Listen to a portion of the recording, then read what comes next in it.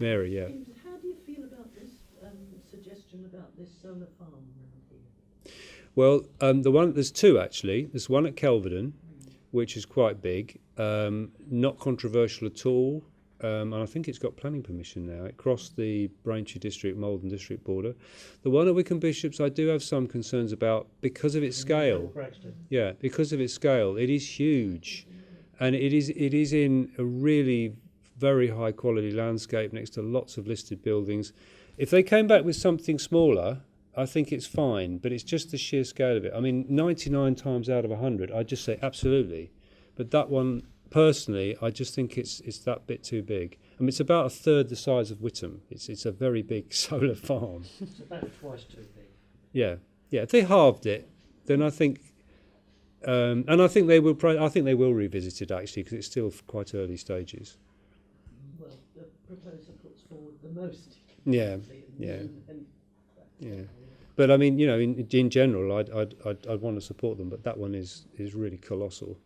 I think it's interesting, though. I mean, I obviously don't know about the local detailed ones, but it's interesting the degree of opposition some of these things bring about. I went to look at one down in Southampton, and it was sort of in a very quasi-urban area, and there was all sorts of arguments against it. But what I thought was amazing was how the opponents had come up with this long list of things from, like, all the obvious things about the visual amenity, and this was farmland, and although they were going to graze sheep under it, so it was still had an agricultural use.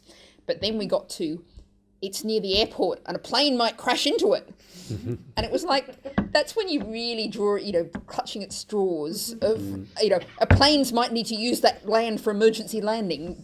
And I said, has anyone ever done that? And they went, no. One thing that does strike me about this is, if it's a toss-up between putting big solar farms in high-quality landscape or putting them on the roofs of enormous tin sheds on bypasses, yes, we could have some solar farms in the countryside. I'm not against that, and I say I very much support the one at Kelvedon. But virtually every town in Britain has got enormous expanses, some of them south-facing, angled, on these enormous warehouses and distribution centres. I mean, they'd be perfect places to put very large arrays of solar panels. But again, it's the government, as members of planning committees, we don't have the powers to say to developers, you've got to do it. The government have left us in a sort of a halfway house position on this, and it often comes down, because what developers have to do is they have to meet a certain code level to achieve being signed off as sustainable development. But that doesn't necessarily involve having renewable energy. Because for me, it's a real passion. I think, in the future, energy prices are just going to keep going up. Yes, 1 year they might go up and down a little bit, but long term, they're going to go up. The population of the world is increasing, resource pressure is increasing, economic growth is a driver. You've got everything coming together to make a perfect storm. Now, if we arrive at a situation where energy prices are so high, and we're already beginning to see it in some communities where people literally can't afford to use energy, then we're in trouble. So we've got to make energy affordable and as sustainable as possible. So I think if we up front put renewables in all developments, it's future-proofing, basically. It's helping to future-proof against what's going to come. Because if you look back, I mean, I can remember back to the 70s and 80s, fuel prices then, both to heat your home and to fill a car up or whatever, were a fraction of what they are now. And if you'd said back then the prices now, people wouldn't have believed you. So I don't think it's scaremongering to say, well, in another 10 or 20 years, they could be double what they are now. Well, if you ask the International Energy Agency, which isn't famous as a sort of, green organisation, and I mean, they say things like the price of gas is likely to be double what it is now in 10 years' time, which brings the whole government's arrangements with fracking, particularly into focus, because if we go down the fracking route, we're tying ourselves into gas as, it's the gas for gas, as it is known as, that George Osborne is so determined on, that he's giving tax breaks to fracking.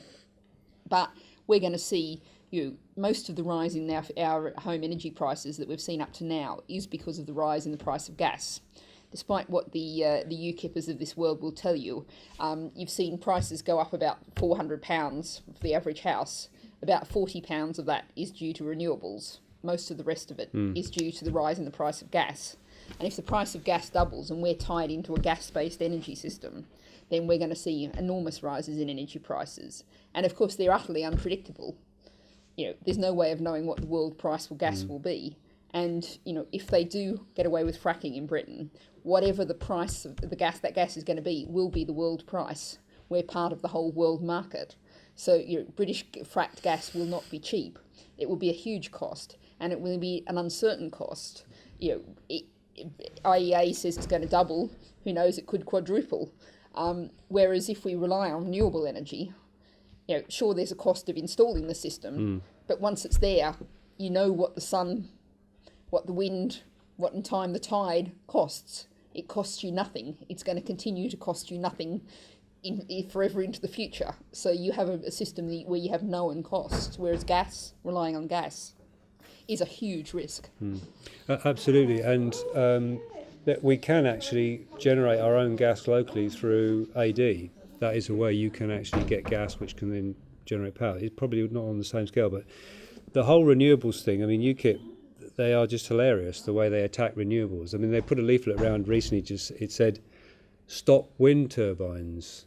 And I'm not sure whether that means actually stopping them going round or stop building new ones. I mean, yes, I've said before, you wouldn't want to see the whole landscape covered in them, and I think the best place for them is offshore. But the idea, they actually take it one stage further, as so do a lot of climate skeptics. They say, well, this technology doesn't work. Well, if it doesn't work, why are Germany, China and the US piling so much investment into renewables? And there's been some very interesting stats. Yeah, there've been some very interesting stats this year because, I mean, although it's been a pretty dreadful spring so far in Northern Europe, it's actually produced some very interesting renewable energy statistics. Offshore wind in the UK, for the first time, has produced 10% of our electricity needs. That's for the whole country. And it's still an industry in its infancy. Germany last summer, which in the better part, and obviously you're never going to rely on any one of these technologies alone, because obviously the sun doesn't shine at night and the wind doesn't blow all the time, but the suite of having all these technologies, Germany last year at one point was producing over 50% of its electricity from solar alone. That's extraordinary, a country that big with that economy. Portugal recently has hit 70% renewable through a combination of hydro, wind and solar. So the technologies work. It's just a question of getting it right, putting them in the right place, making them acceptable through community buy-in. And we're still obviously going to need some fossil fuels as we phase in renewables. So it's a question of using the ones we can most efficiently. But long term, the idea that we can just keep relying on fossil fuels is clearly was barking mad. If I can butt in here, I don't care what anyone says. The electricity company pays me money. I don't pay the electricity because I've got PV on my roof. So it's paying back all the time. So from a sheer financial point of view, it's worth it. Yeah, you've got a little mini power station on your house. Yeah. Phil's mini power station is 3 times our one. And one of the other interesting things, I remember seeing this actually, a blogger when I was very big in blogging some years back in Texas, who was terribly excited because she'd put solar panels on her roof. And then she realised that her electricity meter was going backwards, and she was getting money, money from that. And what she then realised was she was running around the house trying to see what she could switch off to make sure that they still kept paying her money. And so it actually really, having that power station on your roof really gets people to start to think about energy as something that you can control your use of as well as your supply of, and gets people focused on that fact. Not just something that comes down a pipe. Yeah, but before we leave energy, there's just one other area that I think we really have to mention, which is energy conservation. Absolutely. Which is the huge missing element of government policy at the moment. Referring again to Andrew Cooper and Kirk Lees, he's managed to leverage various EU company and government programs to insulate 50,000 homes in Kirklees. That's all social housing, and those people have seen their energy bills cut by about £250 a year for each household. And that's what we're absolutely not doing. We've got some of the worst housing, particularly in Europe. Our commercial buildings are pretty bad too, but housing's the thing that's most worth focusing on. And people are basically, on average, £1 in 4 of everything that we spend on gas for heating our homes is wasted, because it just basically goes straight up through an uninsulated roof or straight out through a dafty window or door. And we desperately need a really serious energy conservation program focused on domestic housing. And if you think about what we could achieve with that, is we cut people's bills. You know, a decently insulated house, £250 a year. You think about the levels of fuel poverty. We cut people's carbon emissions quite significantly, and we create a whole suite of good jobs which are going to be there for years and years because there's a huge number of houses to insulate. And what's not to like about that? But at the moment, the government is putting absolutely none of its own money into insulation schemes. Instead, we have the wonderful Green Deal, where if you don't mind taking out a loan at 6 or 7% a year, which is a pretty high interest rate these days, you can jump through all these incredibly complicated hoops and maybe end up with a lien on your property, and you get some insulation and some other green energy measures. But what we need is a really serious investment program in home insulation, in providing, efficient boilers, all the other things we need to do to get our homes up to some kind of 21st century standard, and that energy conservation.